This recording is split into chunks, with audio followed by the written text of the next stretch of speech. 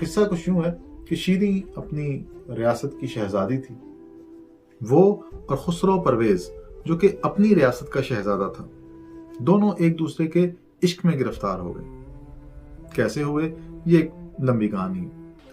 تو حالات کچھ یوں بنے کہ خسرو نے شادی کر لی کسی اور سے، اور شیریں خسرو کے عشق میں دیوانی ہو کر اپنی ریاست چھوڑ کر اس کی ریاست میں چلی گئی اور اس کی ریاست کے باہر ایک محل تعمیر کروا لیا.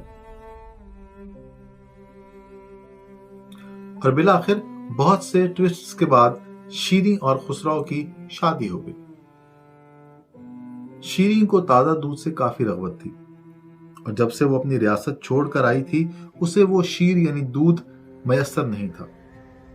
اور چراگاہ وہاں سے کئی کوس دور ایک پہاڑ فراز کوہ کے پاس تھی. تو یہ کام فرحات کو سونپا گیا کہ وہ فراز کوہ سے ایک نہر کھود کر شیریں کے محل تک لے آئے. فرحات جو کہ ماہر سنگ تراش اور بت تراش تھا، پہلی ہی ملاقات پر شیریں کا دیوانہ ہو گیا، اور اس کے بعد اس کا ہر حکم انتہائی دل جمعی سے پورا کرنے لگا. اور 1 مہینے میں ہی فراز کوہ سے نہر کھود کر شیریں کے محل تک لے آیا. جب خسرو پرویز کو فرحات کے عشق کا معلوم ہوا تو اس نے بھانپ لیا کہ یہ شیریں کی جان نہیں چھوڑنے والا.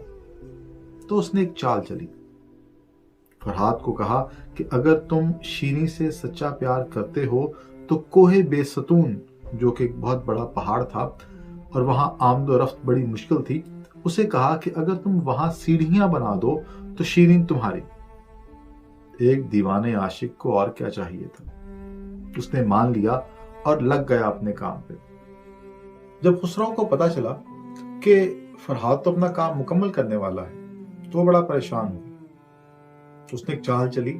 اس نے ایک خاتون کو فرحات کے پاس بھیجا اور اسے کہا کہ جاؤ اسے کہو کہ تمہاری شیریں مر گئی.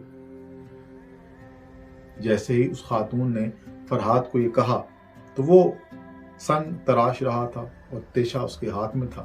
تو خبر سنتے ہی اس نے وہ تیشہ اپنے سر میں مارا اور وہیں پر مر گیا.